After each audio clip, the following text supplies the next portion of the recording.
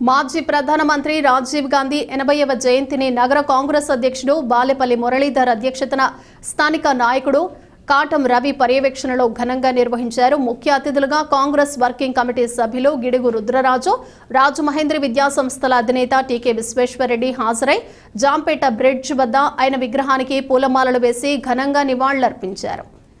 ఈ సందర్భంగా గిడుగు రుద్రరాజు మాట్లాడుతూ రాజీవ్ గాంధీ భారతదేశ అభివృద్ధికి చేసిన కృషిని గుర్తు చేసుకుంటూ యువత కోసం తీసుకొచ్చిన ఐటీ విప్లవం, పంచాయతీరాజ్ చట్టం, మహిళల సాధికారతకు చేసిన కృషిని ప్రశంసించారు. దేశంలోనూ రాష్ట్రంలోనూ ప్రధాన ప్రతిపక్ష పార్టీగా ఉంటూ ప్రజల పక్షాన అధికార పార్టీని నిలదీస్తూ కేవలం కాంగ్రెస్ పార్టీ అని గుర్తు చేశారు. రాబోయే రోజుల్లో ఖచ్చితంగా రాహుల్ గాంధీ ప్రధానిగా గెలుపొంది దేశాన్ని మతతత్వ శక్తుల నుంచి విముక్తి కల్పిస్తారని, ప్రజాస్వామ్య పరిరక్షణకు పూనుకుంటారని ఆశాభావం వ్యక్తం చేశారు. బాలేపల్లి మాట్లాడుతూ రాజీవ్ గాంధీ దేశ భవిష్యత్తు కోసం ప్రణాళికలు రూపొందించి వాటిని అమలు చేసిన మహనీయుడు అన్నారు.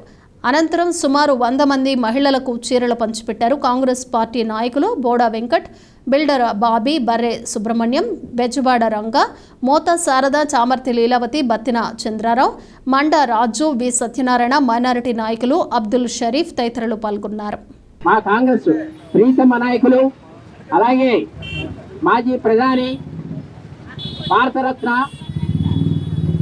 స్వర్గీయ రాజీవ్ గాంధీ గారి యొక్క జయంతి ఈ రోజున.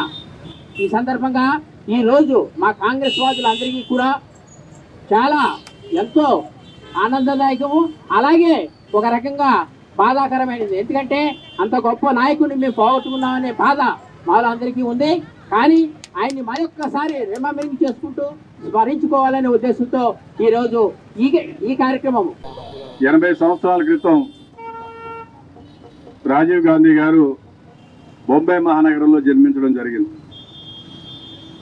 స్వాతంత్ర ఉద్యమ స్ఫూర్తితోటి పండిట్ జవహర్లాల్ నెహ్రూ, ఇందిరాగాంధీ గారి యొక్క మార్గదర్శకత్వంలో ప్రపంచంలోనే అతిపెద్ద ప్రజాస్వామ్య దేశానికి అతి చిన్న వయసులో ప్రధానమంత్రి అయ్యేటువంటి అవకాశం వారికి దక్కింది.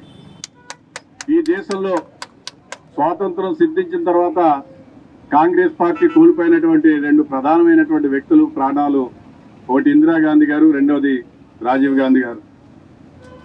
దేశ సమగ్రత, మత సామరస్యం, దేశంలో ఉన్నటువంటి అన్ని వర్గాల ప్రజలు కూడా సుఖశాంతంతో ఉండాలనేటువంటి ప్రయత్నంతో వారందరూ కూడా పనిచేయడం జరిగింది.